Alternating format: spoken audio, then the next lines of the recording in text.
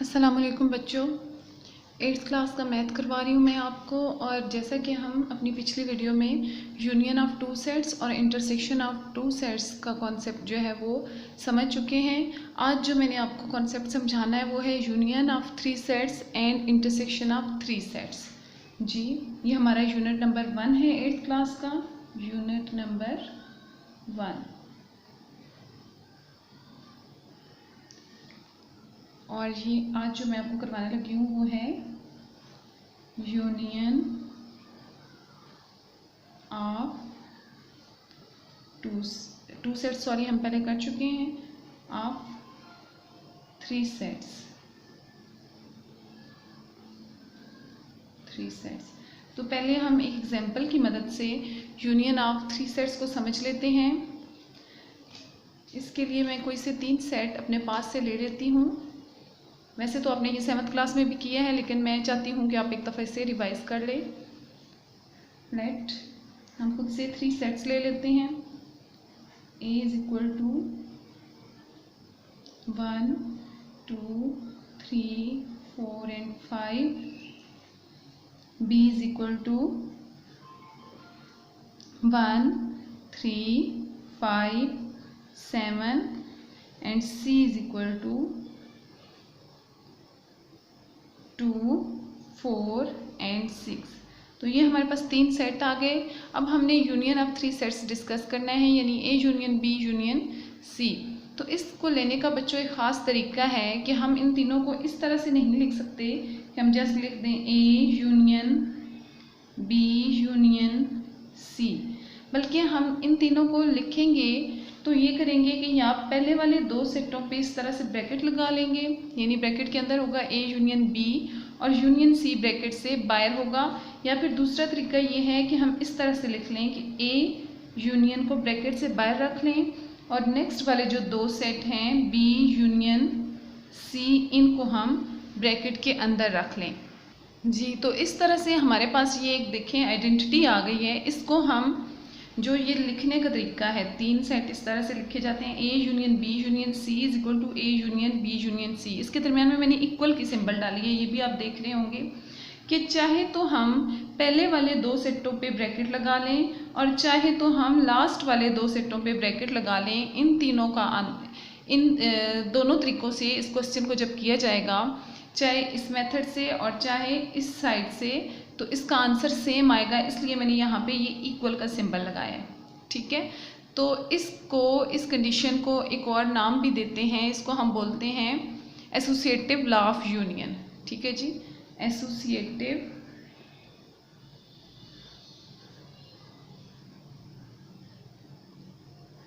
Law of union.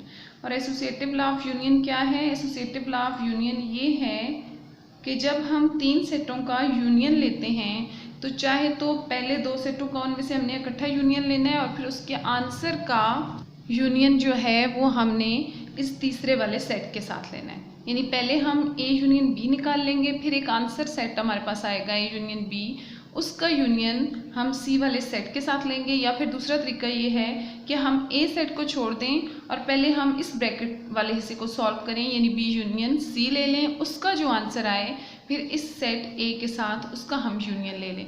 तो इन दोनों में से हम जो भी तरीका करेंगे ये हमेशा आपस में इक्वल आएगा। और 3 सेटों का जब भी यूनियन लिया जाएगा इस तरह से कि चाहे उसको इस तरीके से लें या इस तरीके से, तो ये हमेशा आपस में इक्वल होगा और इसको एसोसिएटिव लॉ ऑफ यूनियन कहते हैं। क्या कहते हैं? Associative law of union. अब ज़रा इसको मैं सॉल्व करके भी आपको दिखाती हूँ, क्योंकि ये भी एक आइडेंटिटी है, यानी इक्वल के इस साइड पे भी ये आ रही है कंडीशन और इक्वल की इस साइड पे ये। तो पहले मैं ये वाली साइड हल करने लगी हूँ जो कि मेरे लेफ्ट हैंड साइड पे, देखिए ये मेरा लेफ्ट हैंड साइड और ये राइट हैंड साइड, सॉरी ये मेरा राइट हैंड है, ये मेरा लेफ्ट हैंड है। तो लेफ्ट हैंड पे जो लिखा हुआ है इसको मैं लेफ्ट हैंड साइड कहूँगी और जो राइट हैंड पे लिखा हुआ है उसको मैं राइट हैंड साइड। दूसरी सूरत में आप ये कह सकते हैं कि दरमियान में इक्वल का साइन है, इक्वल के लेफ्ट पे जो है वो लेफ्ट हैंड साइड है और जो इक्वल के राइट पे है वो राइट हैंड साइड है। तो इनमें से पहले कोई सी भी एक साइड आप कर सकते हैं। मैं पहले लेफ्ट हैंड साइड सॉल्व करूँगी। तो हम लेते हैं लेफ्ट हैंड साइड। यहाँ पे लेफ्ट हैंड साइड हमारे पास क्या है, मैं वो लिख भी लेती हूँ, A union B union C। फिर इसमें से हम पहले ये ब्रैकेट वाला हिस्सा सॉल्व करते हैं, यानी ए यूनियन बी। ठीक है, ये वाला हिस्सा मैं करने लगी हूँ। तो पहले मैं ए वाला सेट लिखूंगी, वो हमारे पास क्या है 1 2 3 4 एंड 5। दरमियान में मैं यूनियन की अलामत लगाऊंगी और उसके बाद मैं अपना बी वाला सेट लिखूंगी। ये जो ऊपर सेट दिए हुए थे इन्हीं में से मैं ये लिख रही हूँ, ये बी है 1 3 5 7। तो ये मैं यहाँ पे लिख लेती हूँ 1 3 5 एंड 7। जी बच्चों, तो यूनियन का मतलब क्या होता है जी, आपको जिस तरह से पता है और पिछली वीडियो में मैं आपके साथ ये डिस्कस कर चुकी हूँ और वाज़ेह कर चुकी हूँ आपको कि यूनियन का मतलब होता है दो सेटों को, अगर दो सेटों का यूनियन है तो दो सेटों के एलिमेंट्स को इकट्ठा कर देना। तो इनके एलिमेंट्स को इकट्ठा करके लिख लेते हैं। पहले सेट के एलिमेंट को लिखेंगे 4 5। अब दूसरे के शुरू करते हैं। तो पहले आता है 1 ऑलरेडी हम लिख चुके हैं, रिपीटेड एलिमेंट को दोबारा नहीं लिखना। 3 हम लिख चुके हैं। उसके बाद 5 और 7 न्यू एलिमेंट हैं जो पहले नहीं, बल्कि 5 भी लिख चुके हैं, सिर्फ 7 ऐसा एलिमेंट है जो हमने पहले नहीं लिखा हुआ, उसको लिख लेते हैं। तो अब ये हमारे पास जो आंसर आ गया ये क्या है, ए यूनियन बी। ये जो सेट है इस वक्त हमारे पास ये वाला, ये जिसको मैं ब्लॉक में लिखने लगी हूँ सिर्फ इसलिए कि आपको ज़रा वाज़ेह हो, ये सेट है ए यूनियन बी सेट। ठीक है, अब हमने क्या करना है, इस सेट ए यूनियन बी का यूनियन लेना है किसके साथ, इसके साथ, सी के साथ। ठीक है, तो अभी मैं यहाँ लेके आपके सामने दिखाती हूँ आपको जी। ए यूनियन बी है ये, इसका यूनियन लेते हैं सी के साथ। तो ए यूनियन बी वाला सेट यहाँ लिख लेते हैं क्योंकि पहले मैंने ए यूनियन बी लिखा है यहाँ। तो आ जाएगा 1 2 3 4 5 एंड 7 यूनियन। इसके बाद कौन सा सेट लिखना है, सी सेट। तो सी वाला सेट, ये जो ऊपर सेट हमें गिवन है यहाँ से मैं आपको दिखा भी देती हूँ, ये हमारे पास 2 4 एंड 6। इसको मैं यहाँ लिख लूँगी 2 4 एंड 6। अब इन यूनियन का क्या मतलब होता है, इकट्ठा करना। अब इन दोनों सेटों को इकट्ठे कर लेते हैं हम। तो ये हमारे पास आ जाएगा 1 2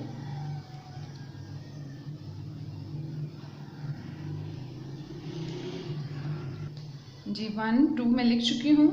नेक्स्ट है 3 4 5 7 और इधर देखें यहाँ 2 है, 2 हम लिख चुके हैं। ठीक है, 4 भी हमने लिखा हुआ है पहले वाले में, 6 नहीं है हमारे पास, तो यहाँ हम 6 लिख लेते हैं।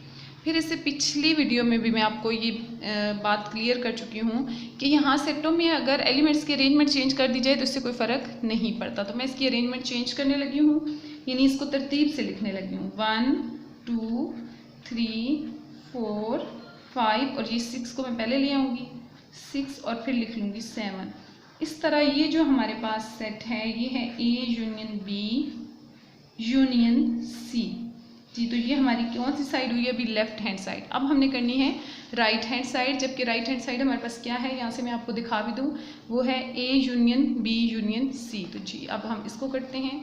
इसके लिए मैं नेक्स्ट पेज ले लेती हूँ यहाँ पे। अब हमने करनी है राइट हैंड साइड, जो क्या है A union B union C. Set हम वही सेम वाला लेंगे, लेकिन इसमें हम पहले क्या निकाल लेंगे, हमेशा ब्रैकेट वाला हिस्सा पहले सॉल्व करना है। तो यहाँ पे हमने पहले बी यूनियन सी लेना है जी। बी यूनियन सी लेती हूँ मैं। पहले मैं बी वाला सेट लिखूँगी जो हमारे पास था 1 3 5 एंड 7। फिर मैं यूनियन लिखूँगी और आगे सी वाला सेट जो था 2 4 एंड 6। सेट वही है हमारे पास जो हमने लेफ्ट हैंड साइड करते वक्त लिए थे।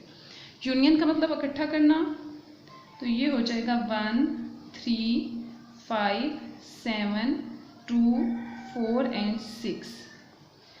तो अभी इसकी मैं अरेंजमेंट कर लेती हूँ, इनको तरतीब दे लेती हूँ। 1 2 को मैं पहले ले आती हूँ, 3 फिर 4 को उसकी जगह पे ले आते हैं, 5 नेक्स्ट 6 एंड 7। ये अभी हमारे पास सिर्फ क्या है, बी यूनियन सी जी। ये सारा क्या है, बी यूनियन सी वाला सेट है। अब इस बी यूनियन सी का हमें यूनियन चाहिए किसके साथ, ए के साथ जी। तो मैं आगे ये करूँगी A union B union C. तो इसके लिए पहले ए वाला सेट लिखूँगी। सेट ए था हमारे पास 1 2 3 4 एंड 5, यहाँ पे यूनियन की अलामत लगेगी। नेक्स्ट हम बी यूनियन सी वाला सेट लिखेंगे, ये वाला 1 2 3, यहाँ पे जगह कम होने के बायस मैं नीचे आ रही हूँ, 4 5 6 एंड 7, ये आ गया। अब एक ये सेट है और एक ये, तो इनका यूनियन लेंगे या इकट्ठा करेंगे तो हमारे पास क्या आ जाएगा। मैं अगर पहला सेट पहले लिख लूँ 1 2 3 4 5, तो दूसरे सेट में 1 है, हम लिख चुके हैं, 2 हम लिख चुके हैं, पिछले में भी था, 3 भी है, 4 और इस तरह से 5 भी लिख चुकी हूँ, 6 और 7 है दूसरे सेट में जो हमारे पहले सेट में नहीं थे, तो हम 6 और 7 लिख लेंगे यहाँ। तो ये जो चीज़ हमारे पास आ गई है ये है A union B union C जी। तो ये हमारी राइट हैंड साइड का आंसर है। इससे पहले हमारी लेफ्ट हैंड साइड का क्या आंसर आया था वो भी ये मेरे पास पेज पड़ा, मैं आपको दिखा देती हूँ जी। ये हमने लेफ्ट हैंड साइड सॉल्व की थी और इसका आंसर हमारे पास आया था, ये देखें, A union B union C का 1 2 3 4 5 6 7। अभी राइट हैंड साइड का आंसर भी आया 1 2 3 4 5 6 7। तो यहाँ से क्या साबित हो गया कि ये एसोसिएटिव लॉ ऑफ यूनियन जो है ये वेरीफाई हो गया है, left hand side is equal to right hand side हो गई है। तो जब हम तीन सेटों का यूनियन लेते हैं तो उसको बोलते हैं एसोसिएटिव लॉ ऑफ यूनियन, और ये हर किस्म के सेटों के लिए जो है ट्रू होता है। यानी कोई से भी आप 3 सेट ले लें तो ये एसोसिएटिव लॉ जो है ये सब के लिए ट्रू होगा। कौन सा, कि A union B union C always equal to होगा